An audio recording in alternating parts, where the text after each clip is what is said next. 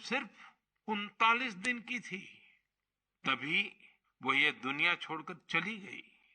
लेकिन सुखबीर सिंह सिंधु जी और उनकी पत्नी सुप्रीत कौर जी ने, उनके परिवार ने बहुत ही प्रेरणादायी फैसला लिया।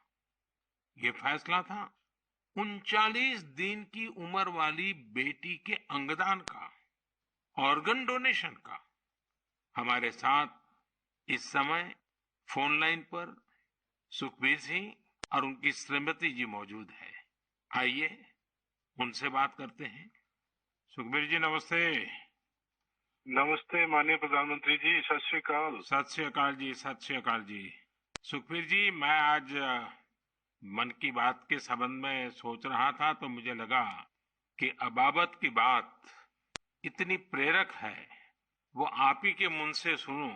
क्योंकि घर में बेटी का जन्म जब होता है तो अनेक सपने, अनेक खुशियां लेकर आता है।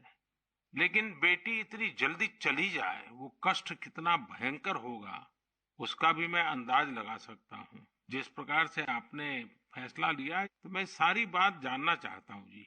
सर, भगवान ने बहुत अच्छा बच्चा दिया था हमें। बहुत प्यारी गुड़िया हमारे घर में आई थी। उसके पैदा होते ही हमें पता चला कि उसके दिमाग में एक ऐसा नाड़ियों का गुच्छा बना हुआ है जिसकी वजह से उसके दिल का आकार बड़ा हो रहा है।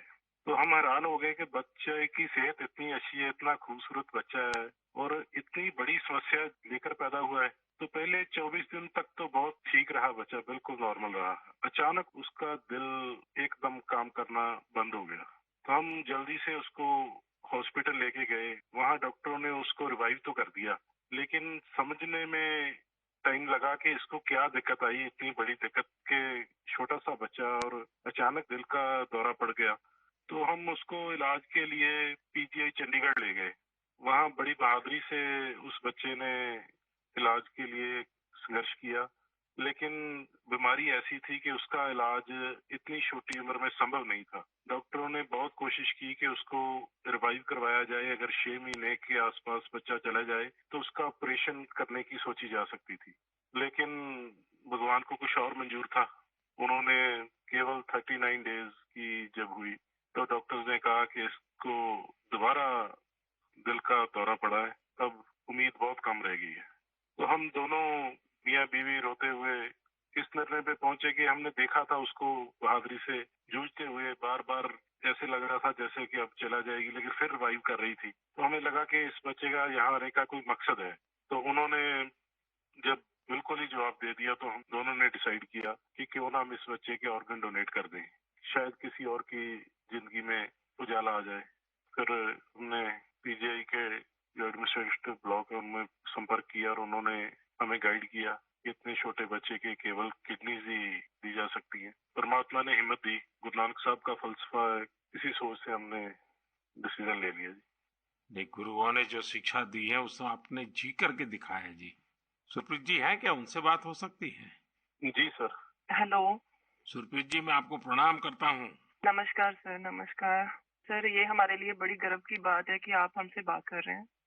आपने इतना बड़ा काम किया है और मैं मानता हूँ देश ये सारी बातें जब सुनेगा तो बहुत लोग किसी की जिंदगी बचाने के लिए आगे आएंगे। अबाबत का ये योगदान है, ये बहुत बड़ा है जी। सर, ये भी गुरु नानक पातशाह जी की शायद बख्शिश थी कि उन्होंने हिम्मत दी ऐसा डिसीजन लेने में। गुरुओं की कृपा के बिना तो कुछ हो ही नहीं सकता जी। बिल्कुल सर, बिल्कुल। सुखबीर जी, जब आप अस्पताल में होंगे और ये हिला देने वाला समाचार जब डॉक्टर ने आपको दिया, उसके बाद भी आपने स्वस्थ मन से, आपने और आपकी श्रीमती जी ने इतना बड़ा निर्णय किया। गुरुओं की सीख तो है ही है, लेकिन आपके मन में इतना बड़ा उदार विचार, और सचमुच में अबाबत का जो अर्थ सामान्य भाषा में कहे तो मददगार होता है, ये काम कर दिया। ये उस पल को मैं सुनना चाहता हूँ जी। सर, एक्चुअली हमारे एक फैमिली फ्रेंड है, प्रिया जी। उन्होंने अपने ऑर्गन डोनेट किए थे, उनसे भी हमें प्रेरणा मिली। तो उस समय तो हमें लगा कि शरीर जो है पंच तत्व में विलीन हो जाएगा। जो कोई बिछड़ जाता है, चला जाता है, तो उसका शरीर को जला दिया जाता है या दबा दिया जाता है।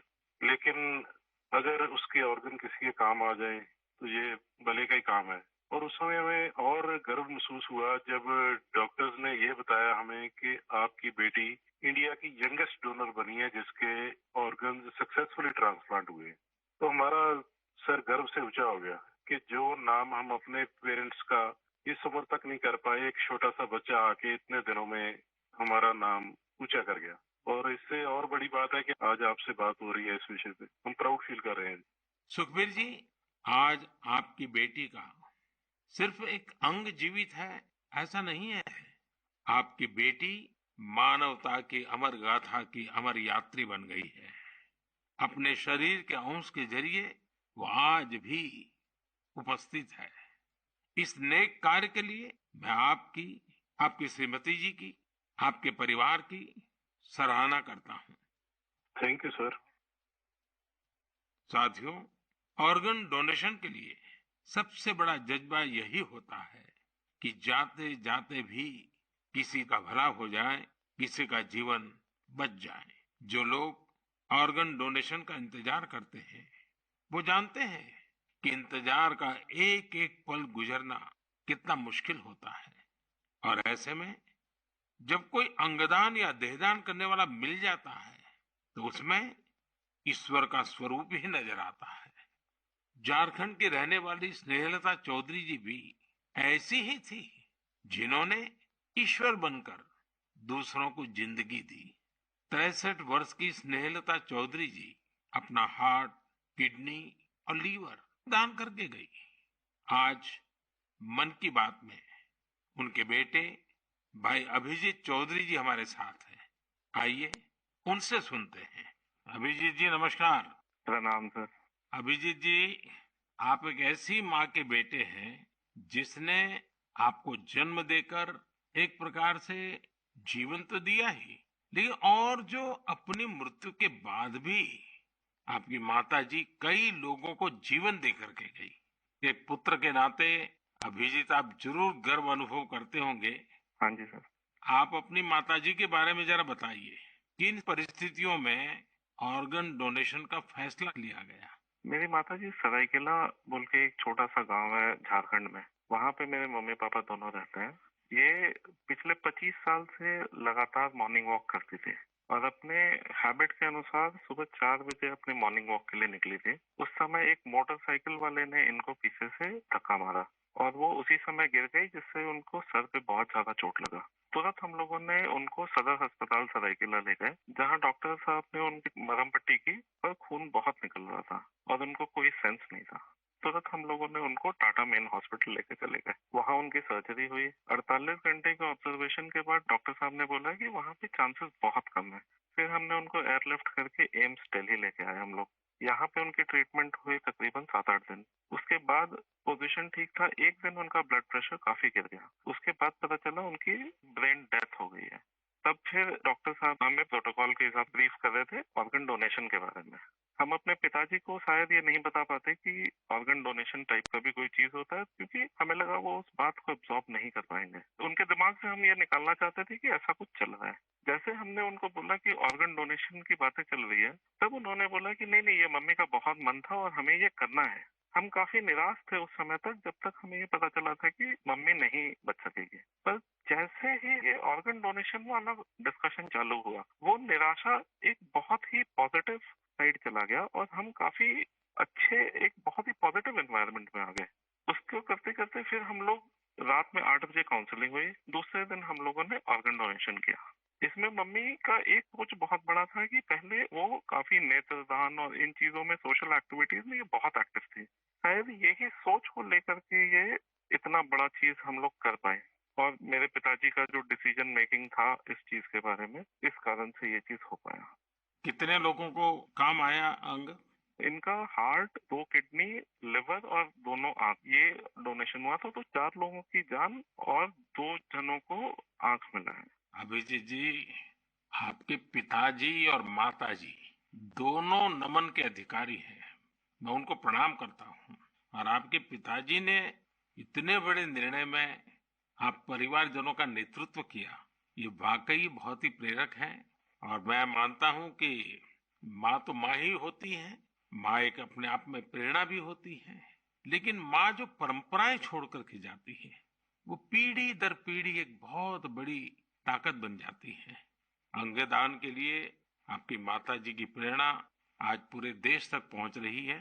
मैं आपके इस पवित्र कार्य और महान कार्य के लिए आपके पूरे परिवार को बहुत बहुत बधाई देता हूं। अभिजीत जी धन्यवाद जी, और आपके पिताजी को हमारे प्रणाम जरूर कह देना। जरूर जरूर, थैंक यू। साथियों, 39 दिन की अबाबत कौर हो या 63 वर्ष की स्नेहलता चौधरी, इनके जैसे दानवीर हमें जीवन का महत्व समझाकर जाते हैं। हमारे देश में आज बड़ी संख्या में ऐसे जरूरतमंद है जो स्वस्थ जीवन की आशा में किसी ऑर्गन डोनेट करने वाले का इंतजार कर रहे हैं। मुझे संतोष है कि अंगदान को आसान बनाने और प्रोत्साहित करने के लिए पूरे देश में एक जैसी पॉलिसी पर भी काम हो रहा है। इस दिशा में राज्यों की डोमिसाइल की शर्त को हटाने का निर्णय भी लिया गया है। यानी अब देश के किसी भी राज्य में जाकर मरीज ऑर्गन प्राप्त करने के लिए रजिस्टर करवा पाएगा। सरकार ने ऑर्गन डोनेशन के लिए 65 वर्ष से कम आयु की आयु सीमा को भी खत्म करने का फैसला लिया है। इन प्रयासों के बीच मेरा देशवासियों से आग्रह है कि ऑर्गन डोनर ज्यादा से ज्यादा संख्या में आगे आए। आपका एक फैसला कई लोगों की जिंदगी बचा सकता है, जिंदगी बना सकता है। मेरे प्यारे देशवासियों, ये नवरात्र का समय है, शक्ति की उपासना का समय है। आज भारत का जो सामर्थ्य नए सिरे से निखर कर सामने आ रहा है, उसमें बहुत बड़ी भूमिका हमारी नारी शक्ति की है। हाल फिलहाल ऐसे कितने ही उदाहरण हमारे सामने आए हैं। आपने सोशल मीडिया पर एशिया की पहली महिला लोको पायलट सुरेखा यादव जी को जरूर देखा होगा। सुरेखा जी एक और कीर्तिमान बनाते हुए वंदे भारत एक्सप्रेस की भी पहली महिला लोको पायलट बन गई है। इसी महीने प्रोड्यूसर गुनीत मोंगा और डायरेक्टर कार्तिकी गोंजाल्विस, उनकी डॉक्यूमेंट्री एलिफेंट विस्परर्स ने ऑस्कर जीतकर देश का नाम रोशन किया है। देश के लिए एक और उपलब्धि भाभा एटॉमिक रिसर्च सेंटर की साइंटिस्ट बहन ज्योतिर्मयी मोहंती जी ने भी हासिल की है। ज्योतिर्मयी जी को केमिस्ट्री और केमिकल इंजीनियरिंग की फील्ड में IUPAC का विशेष अवार्ड मिला है। इस वर्ष की शुरुआत में ही भारत की अंडर 19 महिला क्रिकेट टीम ने T20 वर्ल्ड कप जीतकर नया इतिहास रचा। अगर आप राजनीति की ओर देखेंगे तो एक नई शुरुआत नागालैंड में हुई है। नागालैंड में 75 वर्षों में पहली बार 2 महिला विधायक जीतकर विधानसभा पहुंची है। इनमें से एक को नागालैंड सरकार में मंत्री भी बनाया गया है। यानी राज्य के लोगों को पहली बार एक महिला मंत्री भी मिली है। साथियों, कुछ दिनों पहले मेरी मुलाकात उन जाबाज बेटियों से भी हुई जो तुर्की में विनाशकारी भूकंप के बाद वहां के लोगों की मदद के लिए गई थी। ये सभी NDRF के दस्ते में शामिल थी। उनके साहस और कुशलता की पूरी दुनिया में तारीफ हो रही है। भारत ने UN मिशन के तहत शांति सेना में वुमेन ओनली प्लेटून की भी तैनाती की है। आज देश की बेटियां हमारी तीनों सेनाओं में अपने शौर्य का झंडा बुलंद कर रही है। Group captain Shaliza Dhami combat unit में कमांड अपॉइंटमेंट पाने वाली पहली महिला वायुसेना अधिकारी बनी है। उनके पास करीब 3000 घंटे का फ्लाइंग एक्सपीरियंस है। इसी तरह भारतीय सेना की जांबाज कैप्टन शिवा चौहान सियाचिन में तैनात होने वाली पहली महिला अधिकारी बनी है। सियाचिन में जहां पारा -60 डिग्री तक चला जाता है, वहां शिवा 3 महीनों के लिए तैनात रहेगी। साथियों, यह लिस्ट इतनी लंबी है कि हम सबकी चर्चा करना भी मुश्किल है। ऐसी सभी महिलाएं, हमारी बेटियां, आज भारत और भारत के सपनों को ऊर्जा दे रही हैं। नारी शक्ति की ये ऊर्जा ही विकसित भारत की प्राणवायु है। मेरे प्यारे देशवासियों, इन दिनों पूरे विश्व में स्वच्छ ऊर्जा, रिन्यूएबल एनर्जी की खूब बात हो रही है। मैं जब विश्व के लोगों से मिलता हूं तो वे इस क्षेत्र में भारत की अभूतपूर्व सफलता की जरूर चर्चा करते हैं।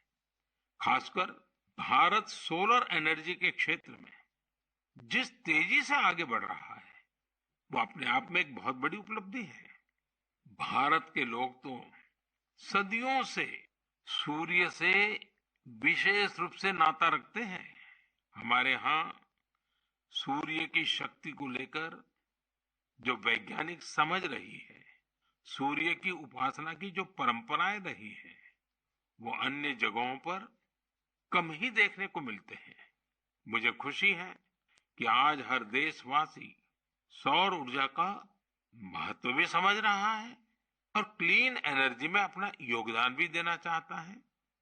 सबका प्रयास की यही स्पिरिट आज भारत के सोलर मिशन को आगे बढ़ा रही है। महाराष्ट्र के पुणे में ऐसे ही एक बेहतरीन प्रयास ने मेरा ध्यान अपनी ओर खींचा है। यहाँ एमएसआर ऑलिव हाउसिंग सोसाइटी के लोगों ने तय किया कि वे सोसाइटी में पीने के पानी, लिफ्ट और लाइट जैसी सामूहिक उपयोग की चीजें अब सोलर एनर्जी से ही चलाएंगे। इसके बाद इस सोसाइटी में सबने मिलकर सोलर पैनल लगवाए। आज इन सोलर पैनल से हर साल करीब 90,000 किलोवाट आवर बिजली पैदा हो रही है। इससे हर महीने लगभग 40,000 रुपए की बचत हो रही है। इस बचत का लाभ सोसाइटी के सभी लोगों को हो रहा है। साथियों, पुणे की तरह ही दमन दीव में जो दीव है, जो एक अलग जिला है, वहां के लोगों ने भी एक अद्भुत काम करके दिखाया है।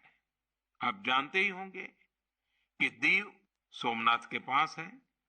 दीव भारत का पहला ऐसा जिला बना है जो दिन के समय सभी जरूरतों के लिए 100% क्लीन एनर्जी का इस्तेमाल कर रहा है। दीव की इस सफलता का मंत्र भी सबका प्रयास ही है। कभी यहां बिजली उत्पादन के लिए संसाधनों की चुनौती थी।